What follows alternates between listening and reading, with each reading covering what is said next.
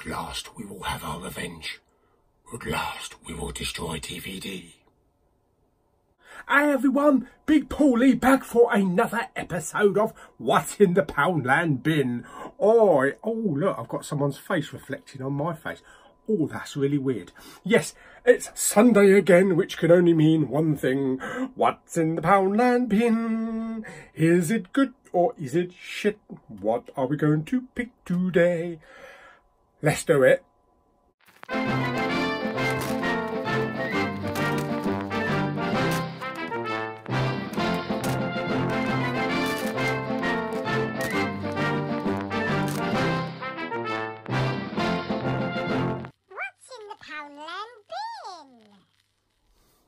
Hello, Poundland Bin. Let's have a look and see what you're going to spit out today. Bollocks. Let's try that again, shall we? Oh, okay. Oh,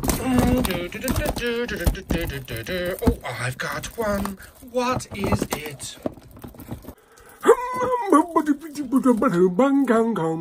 Cowabunga. Oh, yes.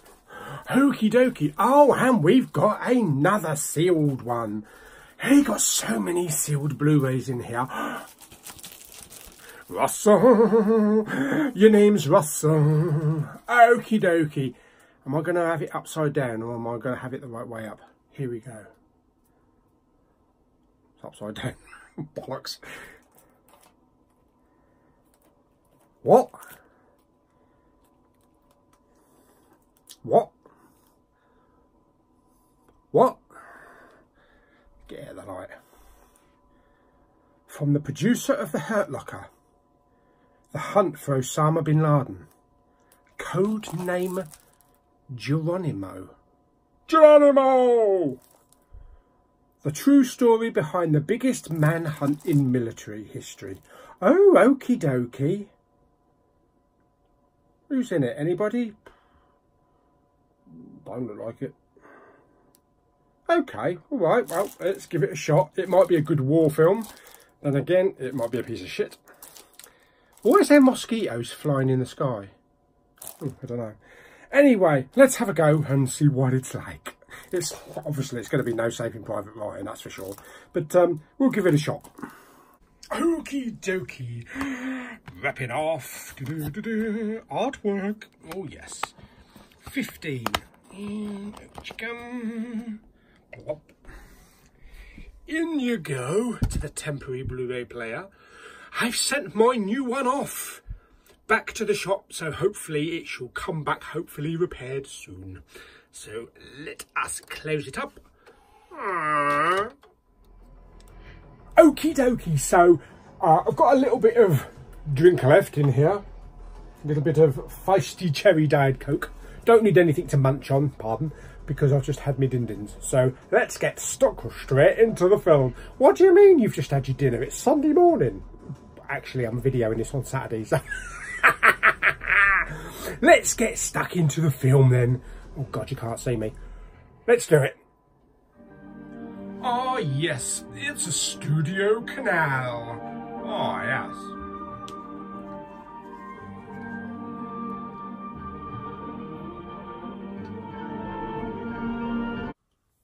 Right, okay, so codename Geronimo.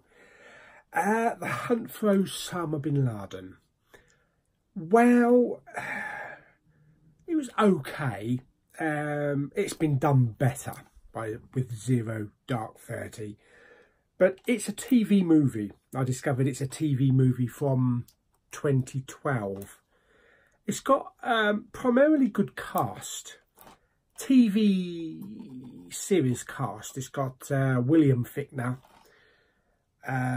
Robert Nepper from Prison Break, Teabag, and it's also got Captain Christopher Pike himself, Anson Mount, although he's in his Hell on Wheels gear, meaning he hasn't cut his hair or had a shave. But yeah, it was okay. It was a bit slow getting started. The whole thing is about the hunt for Osama Bin Laden, the planning of go into this big mansion, you know, this big compound where they've got intel. That's where he is. There's also there's kind of like a sideline to the movie as well, because there's a couple of Pakistani blokes that kind of like work on contract from the CIA, and they're out in the Middle East, and they're kind of like doing surveillance on members of Al Qaeda and all that kind of shit.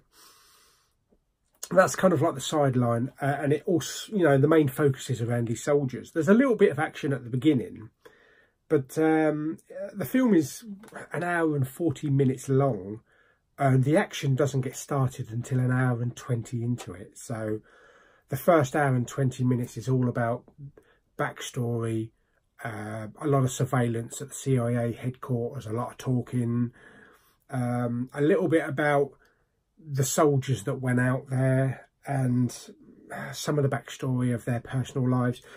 It really wasn't handled very well on the soldiers' point of view, because I just really didn't give a shit about any of them, to be perfectly honest.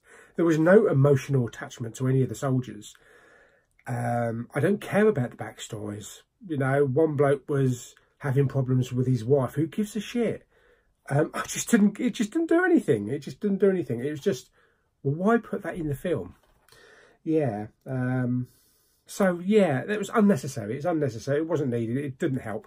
I suppose being a TV movie, you know, they got to go throw in a couple of little bits and pieces. And even not the emotional attachment. There was no emotional attachment to any of the characters in the film at all. The slightest was probably Robert Nepper's character, who played this hard nut military general that was leading this attack on the compound.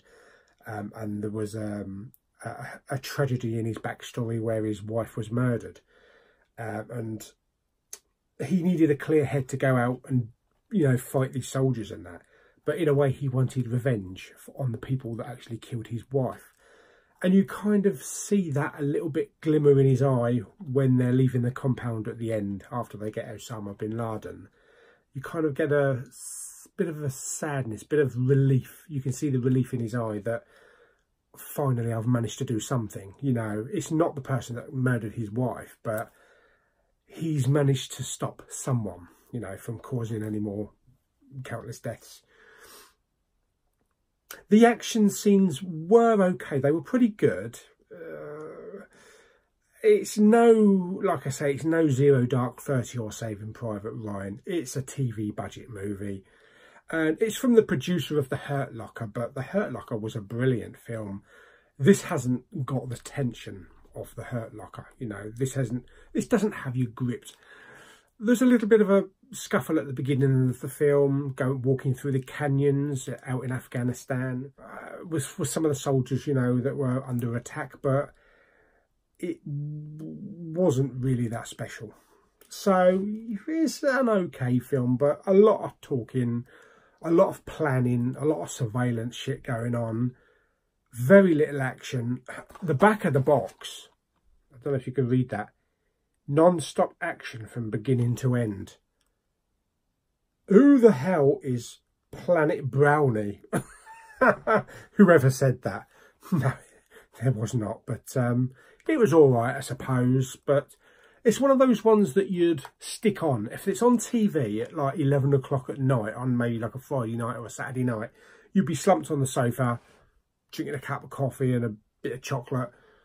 You get into it, you end up falling asleep halfway through it. It's that type of film. So it's not something that I would rush out to buy. And having known really what it was like, I probably would have left it on the shelf at Poundland. Yeah.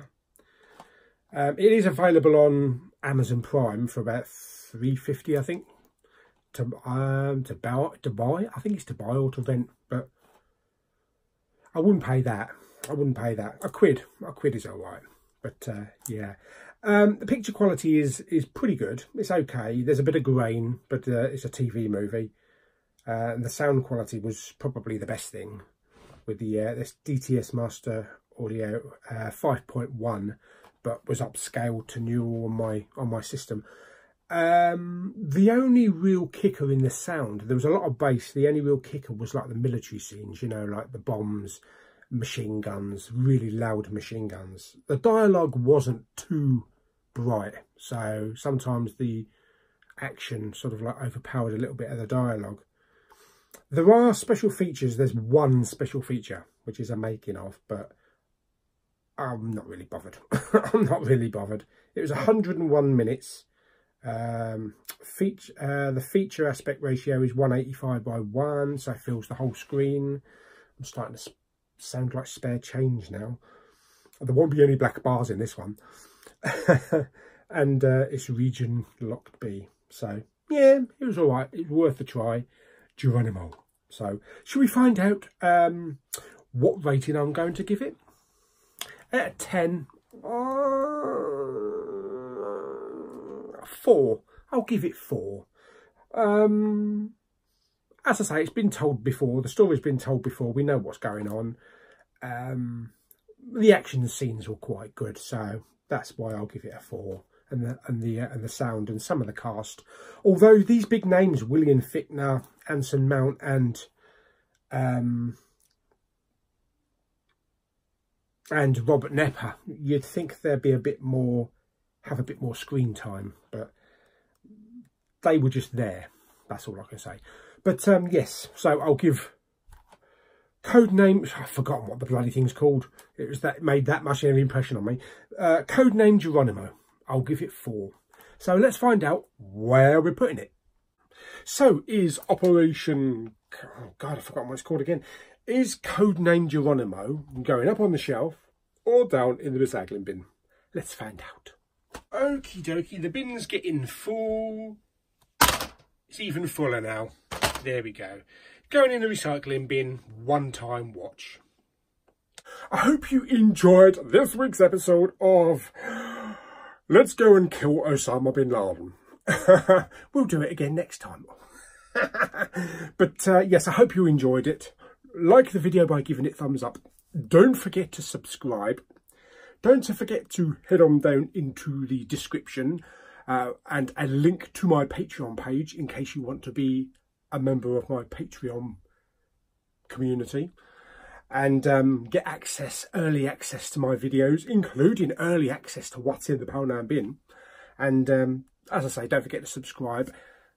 I'll brush my hair and I'll see you on the next episode of What Is in the Poundland Bin. Hopefully we'll get something really good next week. Kind of seems to be like a good week, bad week, good week, bad week. So hopefully we'll get a corker next week. So see you next week. Oh, yes.